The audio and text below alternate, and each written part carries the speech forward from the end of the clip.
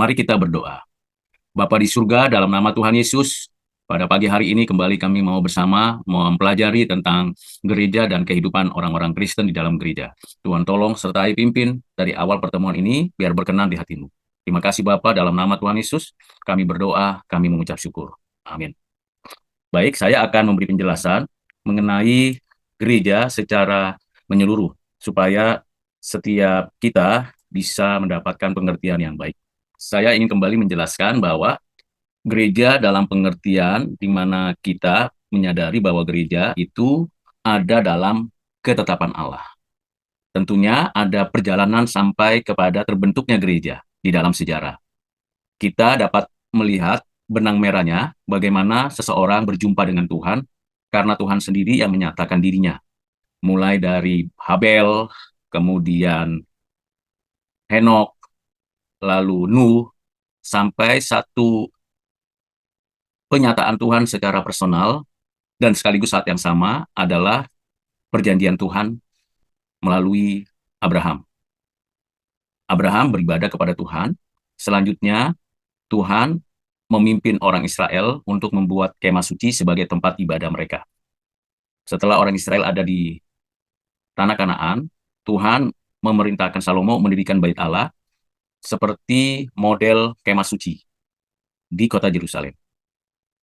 Selanjutnya, setelah orang Israel itu dibuang dan kembali lagi tahun 410-an Masehi, sebelum Masehi, Ezra memulihkan kembali bait Allah yang sudah dihancurkan oleh kerajaan Babel. Tetapi selanjutnya, pada momen itu, Ezra mendirikan rumah-rumah ibadat. Tidak sama dengan bait Allah yang dipugar, yang di kota Yerusalem. Rumah-rumah ibadat itu ada di berbagai tempat, bukan berfungsi seperti bait Allah, tetapi paling tidak ada 3 fungsi ketika sinagog itu dibuat. Ada pujian, ada doa, ada pemberitaan firman atau pengajaran. Di dalam konteks perjalanan sejarah itulah kita mengetahui bahwa format kehidupan bergereja pada awal mula pertama itu seperti kehidupan orang-orang Israel di sinagog, yaitu memuji Tuhan, berdoa, mendengarkan pengajaran, mendapatkan didikan tentang firman dan segala sesuatunya, lalu bersaksi di antara banyak orang. Pada waktu Tuhan Yesus datang inkarnasi menjadi manusia, mengajarkan tentang kerajaan Allah, menyerahkan diri dan mati di atas kayu salib, bangkit dan naik ke surga, duduk di sebelah kanan Allah Bapa, mengutus bersama dan di dalam rancangannya, yaitu mengutus Roh Kudus yang menerapkan semua karya penebusan dan juga menerapkan apa yang Tuhan sediakan untuk umatnya. Sejak itu, gereja berdiri. Jadi istilah gereja memang ada miripnya dengan istilah umat Allah di dalam perjanjian lama. Tetapi gereja pada dirinya sebagai sebuah lembaga dari kehidupan orang-orang percaya itu mulai ada pada waktu Roh Kudus dicurahkan, di mana dari segala bangsa hadir di Yerusalem, mendengarkan firman Tuhan, Roh Kudus berkarya, mereka memberi diri dibaptis dalam nama Tuhan Yesus, dan mereka menjadi satu persekutuan orang-orang percaya. Itulah awal lahirnya gereja dalam sejarah umat manusia. Jadi ada keberlanjutan antara umat Allah di dalam perjanjian lama yang dimulai dari Abraham, Ishak, Yakub, Musa, Israel, kemudian kerajaan Israel, tetapi ada ketidakberlanjutannya. Mengapa? Karena di dalam perjanjian lama berhenti di bait Allah dan sinagog. Berhenti hanya pada kitab-kitab perjanjian lama. Berhenti pada ritual-ritual yang dilakukan oleh orang Israel. Namun di dalam perjanjian baru, yang menjadi umat Allah, yaitu gereja, bukan hanya orang Israel, bukan hanya dari satu tempat di kota Yerusalem dan sekitarnya, tetapi dari segala bangsa, dari segala tempat, yang mana masing-masing diberikan hati yang takut oleh Tuhan, dilahirbarukan oleh Roh Kudus, percaya dan mengaku bahwa Yesus Kristus adalah Tuhan, Juru Selamat dan Penebus. Dari sinilah terbentuk gereja. Jadi ada keberlanjutan, tapi ada ketidakberlanjutan antara umat Allah di perjanjian lama dengan gereja di perjanjian baru dan sampai saat ini. Jadi gereja itu berdiri karena pekerjaan Kristus sudah selesai, dan diteruskan oleh Roh Kudus, sehingga gereja dilahirkan, gereja diberikan hidup yang baru. Gereja itu memiliki tiga hal penting di dalam perjanjian baru. Pertama adalah persekutuan yang nantinya melembaga menjadi sebuah institusi.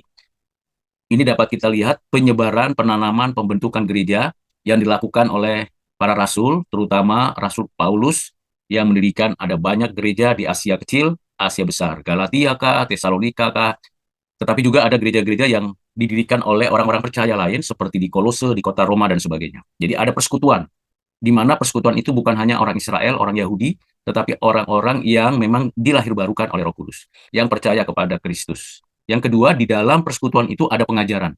Pengajarannya diajarkan oleh para rasul, oleh murid-murid Tuhan, oleh mereka yang percaya, yang dituakan, yang dipimpin oleh Roh Kudus, yang mendapatkan karunia jabatan gereja.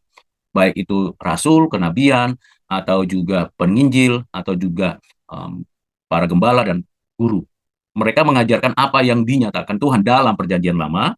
Mereka juga mengajarkan apa yang dinyatakan Tuhan Yesus ketika ia hadir menyatakan tentang kerajaan Allah. Yang ketiga, ciri khas gereja yang baru dilahirkan itu ialah bersaksi. Menyaksikan Kristus sebagai Tuhan, Juru Selamat, dan Penebus. Memberitakan Injil anaknya yang tunggal, yaitu Tuhan Yesus Kristus. Injil, berita, kabar baik. Dan menyaksikan hidup yang bertanggung jawab. Nah, ini tiga ciri khas gereja mula-mula. Mereka melakukan konversi, pengakuan bahwa mereka adalah umat Allah yang berada di dalam hubungan dengan Kristus anaknya. Mereka juga melakukan satu upaya terus-menerus untuk hidup kudus, hidup berkenan di hati Tuhan. Yang berikutnya adalah setelah semuanya terbentuk dan sudah dituliskan kepada gereja-gereja yang ada di 7 jemaat oleh Rasul Paulus atau surat-surat yang ditulis oleh para rasul lain seperti Petrus, Yakobus, atau penulis Ibrani, bapak-bapak gereja merumuskan ada beberapa hal penting tentang gereja. Memang gereja adalah communio sanctorum, yaitu persekutuan orang-orang kudus. Tetapi kita harus mengetahui bahwa yang datang ke gereja, yang menjadi umat gereja, umat Kristus ini adalah orang-orang yang berdosa. Kita adalah orang berdosa. Kita adalah orang yang tidak layak, tidak pantas, tidak diperkenan Tuhan. Tetapi karena percaya ada di dalam Kristus, dianugerahkan Allah Bapa, dilahirkan baru oleh Roh Kudus, kita dijadikan orang benar, dijadikan orang yang percaya, dan kemudian kita bersekutu bersama. Waktu kita bersekutu bersama, baik di satu tempat dan melembaga di gereja lokal, tetap kita dalam proses pengudusan. Jadi tidak ada seorang pun sebagai tubuh Kristus, anggota gereja, itu sudah sempurna. Kita masih dalam progressive sanctification. Maka bapak-bapak gereja merumuskan naturnya gereja itu apa? Di dalam Alkitab, dalam surat-surat Paulus, surat-surat umum, dituliskan paling tidak ada 5 natur gereja. Gereja adalah tubuh Kristus, gereja adalah bait Roh Kudus, gereja adalah Yerusalem surgawi, gereja adalah tiang kebenaran, gereja adalah umat Allah. Disebut tubuh Kristus karena memang gereja adalah tubuh Kristus, di mana Kristuslah kepala gereja. Tubuh tidak akan bisa berfungsi apapun kalau tidak ada kepala. Kepalalah yang memimpin gereja. Tubuh itu terdiri dari banyak anggota. Masing-masing anggota tubuh memiliki fungsi, peran, tanggung jawab yang di hadapan kepala, semuanya diatur oleh kepala. Semuanya berharga, semuanya bernilai. Tidak ada anggota tubuh yang diremehkan, direndahkan, lalu dibuang. Semuanya menjadi satu kesatuan organik pada tubuh. Yang kedua, secara individu, kita adalah gereja. Secara individu, orang-orang yang dilahirbarukan oleh Roh Kudus, orang-orang yang percaya kepada Kristus adalah gereja. Kita adalah bait Allah yang menampilkan dan menyatakan kehidupan yang dekat dengan Tuhan, yang menghadirkan keagungan kebesaran Tuhan secara individu. Kita bait Roh Kudus. Roh Kudus bekerja di dalam dan melalui hidup kita untuk memproklamasikan Kristus berdasarkan anugerah Allah Bapa. Jadi kita disebut bait Allah, bait Roh Kudus. Ini tentu berbeda dengan bait Allah atau bait yang ada di Perjanjian Lama. Karena bait yang di Perjanjian Lama adalah bangunan, gedung, tempat di mana orang Israel pergi ke sana untuk memberi persembahan. Tetapi kita adalah bait Roh Kudus di mana kita bergerak, kita hidup, kita menunjukkan kehadiran Tuhan melalui hidup kita. Yang ketiga, kita itu adalah Yerusalem surgawi yang menggambarkan bagaimana nilai-nilai hidup surgawi itu kita wujudkan dalam keseharian kita. Bukan hanya di tempat ibadah gereja lokal kita, di rumah kita, tetapi dimanapun kita berada, kita menampilkan nilai-nilai surgawi, nilai-nilai yang kudus, yang adil, yang suci terhadap siapapun. Yang ketiga, keempat adalah tiang kebenaran. Bagaimana kita menegakkan kebenaran yang adil dan menegakkan keadilan yang benar. Kita berdiri menunjukkan itu di tengah-tengah ketidakadilan dimanapun kita berada. Kita adalah gereja yang menegakkan tiang kebenaran. Bukan hanya sekedar hadir dengan tanda salib di kalung, di telinga, di gelang, tapi kita tunjukkan kita adalah tiang kebenaran. Yang terakhir adalah kita umat Allah, milik kepunyaan Allah. Karena kita sudah menikmati anugerah Allah yang khusus, menerima pembenaran di dalam dan melalui Kristus, dan menikmati kelahiran baru. Kita umat Allah, milik kepunyaannya. Sehingga kita menjadi waris kerajaan Allah. Menjadi orang-orang yang menikmati kehidupan bersama dengan Allah. Nah, inilah communio sanctorium secara naturnya. Lalu, kalau kita ingin melihat sifatnya atau karakternya kita sebagai gereja secara individu maupun secara organisasi seperti apa? Pertama, militan dan jaya. Kita tidak pasif, tidak diam, tetapi kita militan. Kita bergerak cepat, bukan fanatik, bukan munafik, tapi realistis untuk mewujudkan hidup bergereja yang benar, bukan hanya di gereja lokal, di gedung, atau pada saat ibadah, tapi dalam kesehari-harian, dengan kerja keras, dengan sikap yang bergerak maju, menunjukkan kemenangan demi kemenangan di dalam Kristus. Ini adalah karakter gereja, militan dan jaya. Kedua adalah gereja yang kita ketahui karakternya bukan hanya kita yang kelihatan ini, tetapi ada banyak orang-orang percaya yang invisible, yang mungkin di dalam masa lalu atau masa yang sebelumnya itu adalah orang-orang percaya yang mati martir atau yang mati dalam pelayanan-pelayanan misionari, atau yang sekarang sementara dianiaya seperti di negara-negara komunis, negara-negara ateis, negara-negara yang anti kekristenan. Mereka tidak menampilkan secara lokal, institusional sebagai gereja, sebagai orang percaya, tetapi mereka adalah invisible church. Kita visible church, karena kita bagian dari sebuah gereja lokal. Yang berikutnya adalah karakter gereja. Kita adalah organisme, artinya kita bergerak dan hidup fleksibel dan dinamis. Tidak berhenti, tidak pasif, tidak menunggu, tapi bekerja keras sebagai sosok makhluk hidup yang terus bertumbuh. Tapi saat yang sama kita adalah anggota gereja lokal, di mana kita menghargai gereja lokal kita. Kalau ada orang mengaku Kristen tapi dia tidak terhisap dalam gereja lokal, maka dipertanyakan kekristenannya. Karena dia harus menjadi anggota gereja lokal, tetapi sekaligus saat yang sama dia bergerak melakukan tindakan-tindakan yang menghidupkan dan hadir dalam kehidupan yang sesungguhnya. Nah, itu adalah karakter gereja. Berikutnya adalah atribut gereja. Apa yang melekat pada diri orang Kristen, orang percaya sebagai communio sanctorum. Pertama, kita itu ada di dalam kesatuan dengan Kristus oleh Roh Kudus untuk memuliakan Bapa. Jadi ada kesatuan, walaupun beda institusi gerejanya, walaupun berbeda mungkin cara ibadahnya, mungkin berbeda bahasanya, berbeda pola pemuritannya, atau yang lain-lain, tetapi kita satu di dalam Kristus. Kesatuan itu menjadi hal yang penting. Kesatuan tidak menyingkirkan perbedaan, kesatuan justru karena ada perbedaan. Tetapi perbedaan bukan ditonjolkan, justru dipererat karena menjadi satu keunikan. Jadi di dalam satu keunikan bergereja itu adalah kesatuan. Sehingga kita tidak perlu heran dan tidak perlu bingung kenapa ada gereja Katolik, gereja Protestan, gereja Pentakosta, gereja Karismatik, gereja-gereja Tuhan itu yang berbeda-beda. Ada yang berbahasa Indonesia, berbahasa daerah, berbahasa asing, dan sebagainya. Tidak apa-apa, asalkan berdiri di atas firman-Nya. Asalkan berpusatkan kepada Kristus dan menjunjung tinggi kebenaran-kebenaran Allah, memuliakan Allah Bapa, menyatakan kasih yang dinyatakan Tuhan, dan tentu semuanya di dalam konstruksi pemikiran Allah Tritunggal. Itu kesatuan. Yang kedua, kita sebagai gereja adalah menjaga kesucian hidup. Seperti yang saya sudah katakan bahwa kita memang dalam proses progressive sanctification. Kita berjuang untuk hidup kudus, baik perkataan, sikap, perbuatan, tindakan harus kudus, harus suci, harus memancarkan kebesaran Tuhan karena kita bait Allah. Karena kita tubuh Kristus, karena kita umat Tuhan. Yang berikutnya adalah am. Am ini menjadi satu keutuhan bersama. Sekali lagi, ini hal penting yang ditekankan di dalam atribut gereja. Nah, bagaimana tandanya bahwa kita semua adalah gereja yang sejati? Gereja yang sungguh-sungguh memiliki natur, karakter, atribut gereja yang sesungguhnya, yang sang communio sanctorium. Apa tandanya? Seperti gereja mula-mula, tandanya adalah adanya pengajaran.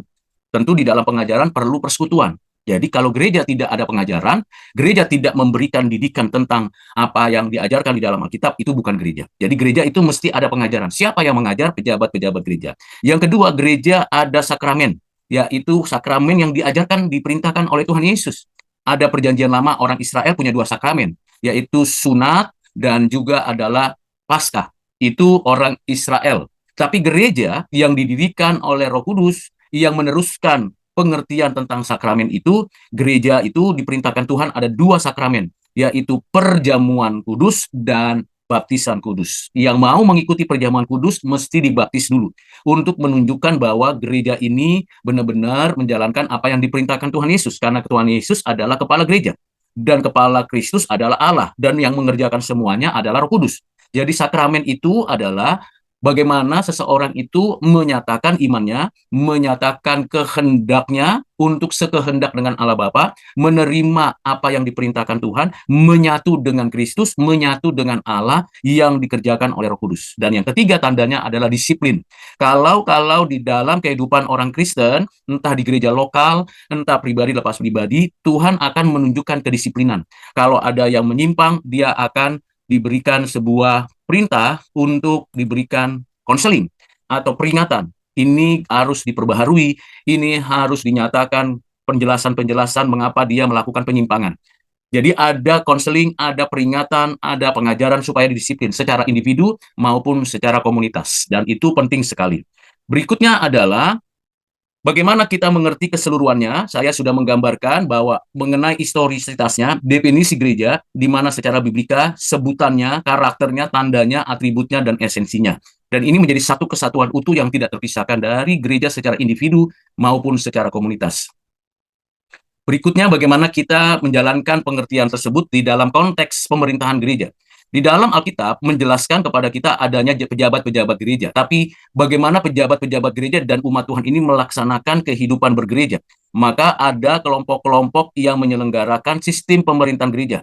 Kaum Quaker misalnya lebih menyenangi sistem pemerintahan gereja tanpa adanya pejabat-pejabat resmi. Mereka semuanya boleh memimpin, boleh memberikan diri menjadi orang yang melayani.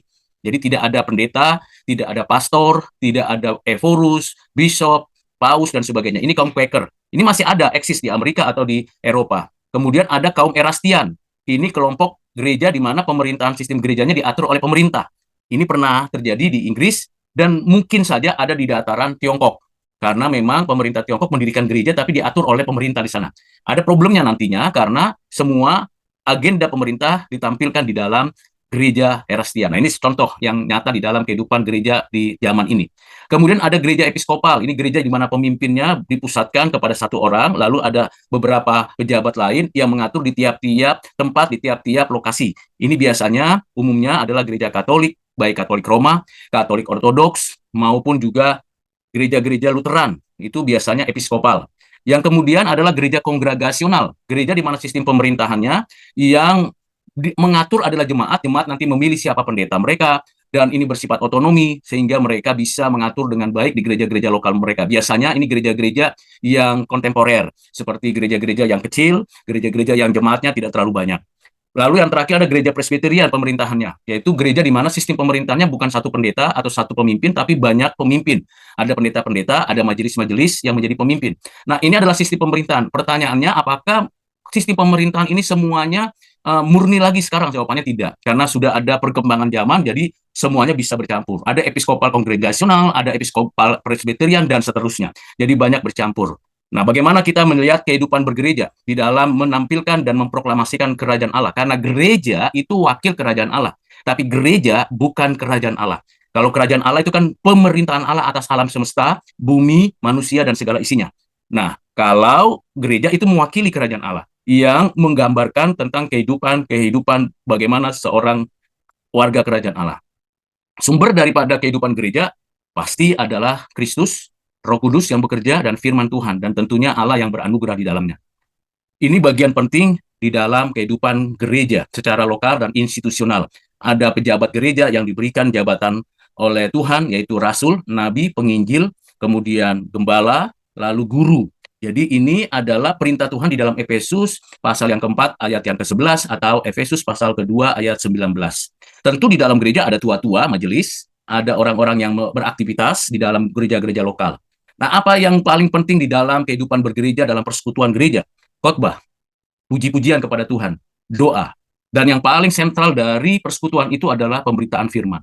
Jadi ciri khas gereja yang sejati adalah pemberitaan firman Tuhan. Kalau hanya sharing, hanya kesaksian, hanya doa, hanya pujian, itu bukanlah gereja yang sejati.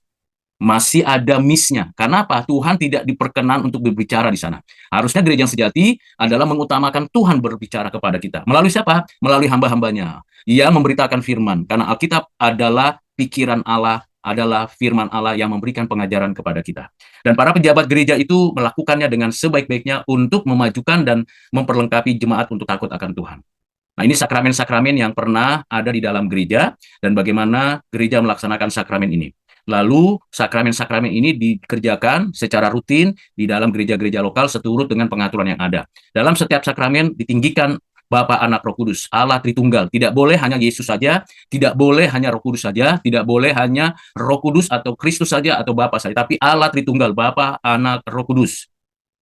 Nah, ini bagaimana pengaturan sistem gereja dan kehidupan orang Kristen di dalam kehidupan spiritualitas Kristennya. Mulai dari kebergantungannya kepada Roh Kudus, menyangkal dirinya, memikul salibnya, fokus pada kehidupan yang kekal, dan memanfaatkan seluruh aspek kehidupan yang ada bagi kemuliaan Allah, dan bertekun dalam doa. Lingkaran spiritualitas Kristen ini menjadi penting bagi orang Kristen sebagai anggota tubuh Kristus, sebagai gereja. Demikian saya sampaikan penjelasan-penjelasannya.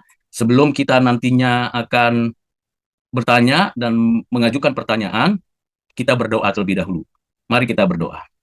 Bapak, terima kasih untuk pengajaran pada hari ini, mereview apa yang sudah kami peroleh pelajarannya pada materi-materi ajar sebelumnya. Biarlah yang singkat, padat, dan jelas ini dapat menolong setiap kami, dapat menelusuri kembali pelajaran-pelajaran untuk kami mengerti tentang siapakah kami sebagai gereja yang Tuhan berkati dan sertai terus. Terima kasih Bapak, dalam Kristus kami berdoa bersyukur.